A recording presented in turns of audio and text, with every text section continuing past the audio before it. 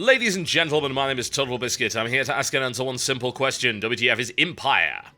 This is pre-alpha footage. This is the first play the press has ever gotten. In fact, this game was only revealed last week, and it was revealed at the event which I happened to be at. Nay, I was allowed to film it because Paradox is kind of awesome like that. This is developed by Cyanide, and it's about an imp. Or more specifically, a 20-foot tall hell demon that has been unfortunately trapped inside the body of an imp and must regain his former power. He's been summoned by an incredibly incompetent magician in the realm of Ardania. Do you know anything about Ardania? Maybe you do. If you've played Majesty, you certainly should, because that's the fairly light-hearted and humorous fantasy setting of the Majesty series of games, as well as the tower defense game Defenders of Ardania. It's interesting that Paradox is continuing to push this setting, honestly. I don't know if it's really got a huge amount of value. I mean, I enjoyed Majesty 2, and I enjoyed the original as well. I thought the setting was okay. It didn't add a huge amount. It was kind of amusing at times, but for the most part, it was just a fairly generic, light-hearted fantasy setting. But hey, I guess it works. Now, why should you care about Empire? Good question. I care about Empire because Empire is a Dungeon Keeper-style game. It reminds me very much of Dungeon Keeper. You keep dungeons. Heroes come in. You kill them. You build your dungeon, you train up troops and things like that. Dungeon Keeper 2 was one of my favourite games, as was Dungeon Keeper 1, although I am one of those people that actually believes Dungeon Keeper 2 was a better game. I think we're a dying breed, honestly. The nostalgia for Dungeon Keeper 1 is pretty damn high, but one way or the other, we don't really have a lot of these games anymore. Paradox is actually publishing another one, although you play dwarves in that one, so it's not quite as interesting as playing the Denizens of Hell itself. Oh yes. So, Empire is rather interesting in that regard. Now, you may notice a bit of a change from the standard Dungeon Keeper style of game, or hell, you could even call it a theme hospital style game. The room placement, room tile kind of stuff. Rooms are all the same size, at least in this build. Bear in mind, this is pre-alpha, so everything possible is subject to change. There is your little imp overlord, who you can actually customize with a variety of different things, and as you go through the game, he will get larger and more beastly. He is a combat unit, and you can move him around, do all sorts of things. You also cast directly from your imp, as you can see. Now, I've summoned minions there. I'm going to send minions over to operate this room. There needs to be at least one minion in every room in order to make it work. As you can see, there we go. Wonderful, wonderful. And what I was actually impressed by when I first saw this, bearing in mind that it's in a really early state, was the detail in the rooms and the animations that were put in place. Like, I love the shadow effects on that little minion right there as it stirs the cauldron and wanders around and makes things happen. Now, in this room, I can create creatures in order to fight for me, and it uses this little radial menu thing here. I don't know if I'm a big fan of this. I mean, it seems like you'd have a radial menu if you were using a controller, for instance, but on PC, it just seems completely irrelevant to do that. What they've done is they've split the building down in terms of tiers of units. So that was a tier 1 unit, and now I'm going to take these little guys and throw them into a squad. Squad feature's quite nice. It allows you to group together up to 4 creatures and then order them around as one unit. Now, when I asked them about it, they said they were inspired by games like Dawn of War, and they wanted more squad-based combat instead of little individuals running around the place, and the ability to create these cohesive units that actually supported each other. So, for instance, you could get 3 of those guys and a priest to support them, or maybe you want a couple of guys at the front and then a couple of archers at the back, so you'd be able to do stuff with that. Now, what they also mentioned is the ability to actually raid with these things, and by raid I mean actually go to the surface and attack targets. Now, this is going on at the same time as you're defending your dungeon, and I'll be able to show you just a little bit of that soon enough. There's my squad all sorted out, and they're going to go for a bit of a wander down into the depths, the murky depths of my delicious dank dungeon. Now, although you can't actually pick the size of your rooms, you can build tunnels to your liking, as you can see right there. Just select the tunnel, drag it along there, and for the purposes of the tutorial, it's highlighted in order to allow you to see which one to dig. Once you've done that, one of your minions will run along and pretty much dig it out, as you can see right there. You know, I don't even know if I want them to make it an eventual thing rather than just big blocks of the terrain disappearing with a single hit. That's actually got some strange charm to it. It's not too shabby at all. Now, what I'm hoping for is that along the same kind of lines as Dungeon Keeper, they'll allow you to build traps and use different kinds of doors and things like that in those corridors that you construct. send over one of my squads in this direction. Also bring my, I would say evil giant overlord, but adorable imp in some kind of strange hat over in this direction. Now, the game allows you to interact with various objects as your little imp, and indeed that's actually very important because otherwise you can't really get anywhere. There are certain doors, levers, and machines that can only be operated by him. So I'm currently battling an evil minion over the other side of the map, and I can also bring some of my creatures into fight if I so desire. Now, what I didn't realize is that you can very easily control them because the squads are highlighted at the bottom there, as are your closest minions, so you can just move them around by clicking on that or using a hotkey group in order to move them to a destination. It's also possible to teleport them with the right kind of ability. This whole idea of having a controllable avatar all the time does remind me very much of the other title, Dungeons.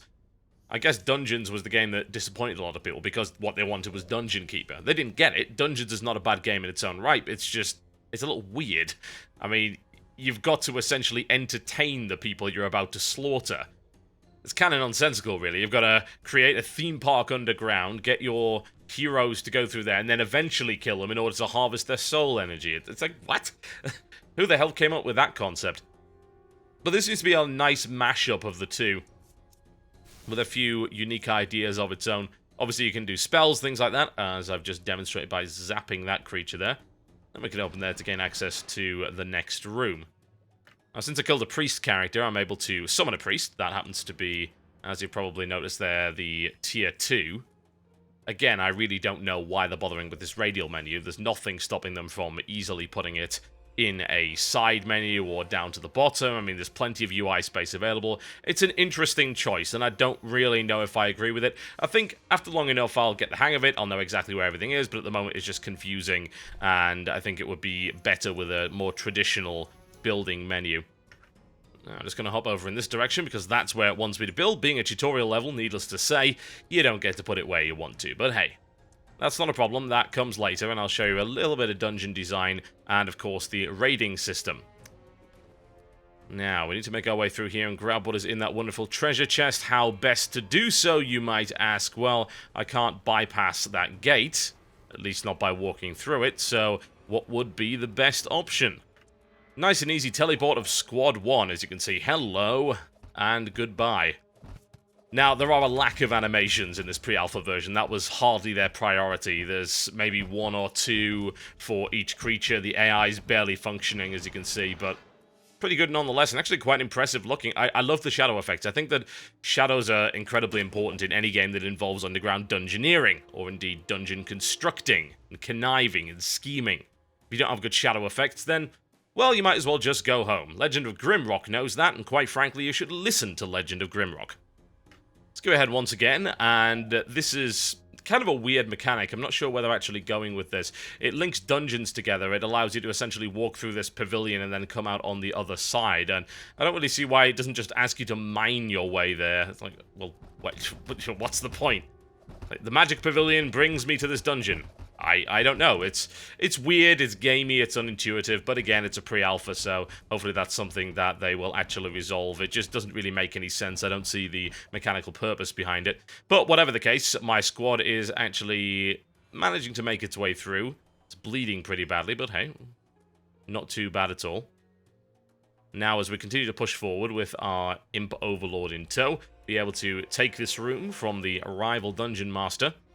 And then once that's done, we'll hopefully be able to go raid the surface for some more stuff. Loot, pillage, and more pillage.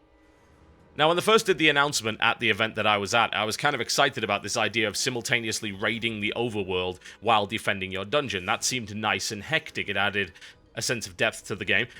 Not something that we've seen in too many games. I can think of a few strategy that have multiple layers of combat going on at any given time. One that springs to mind is Dungeons & Dragons Dragonshard by Liquid Entertainment, whereby you had to go dungeoneering to earn resources to actually fight the war on the surface. It was kinda neat, although didn't turn out as well as I would have hoped. This is the current state of the world map, once again, very much work in progress, and it allows you to go on various missions, some story-related, some purely for your own personal gain. and you can send out a squad of minions in order to do your dirty work for you. You don't go yourself, you stay in your dungeon. As you can see, you can select a squad there and send them over in this general direction. After a little bit of hammering on the button, our imps eventually decide they want to go over and attack the location on the world map. If I go back to the dungeon now, it's still running. It doesn't pause while all this is going on. So there you do get to see the fight going on. You don't get to control it in any way. I don't know if that's a function they're looking to put in later on, but it seems just to be a case of equip your squads, balance them in the way that you want, and then go and fight and hope that you actually have what you need in order to make that work. In this case, we're actually fighting in order to get a hold of a book, which I believe we got right there. Unfortunately, they didn't bring it back and trigger the next part of the quest, assuming the thing actually works at all. But since this was a demo they knocked together and is nowhere near representative of a final product, then that's kind of understandable. But what's supposed to happen is they come back and they trigger the next part of the quest, and the mission continues. However, in this case, it sadly does not. Now, if you don't mind terribly, I'm going to skip forward to another mission. There were 2 available in this press demonstration, and it shows just a little bit more advanced combat. Now, in this case, what we've got is a dungeon, but it is horribly wrecked. Lord knows how that ended up happening. But it's okay, because it can be fixed by copious crotch twisting, which is obviously the way that you would fix anything. What I really like is the addition of animations as the room rebuilds itself due to the crotch twisting. That's a nice little touch, honestly, and I was very surprised to see it in a title so early on. But they do seem to have added this nice little bit of detail.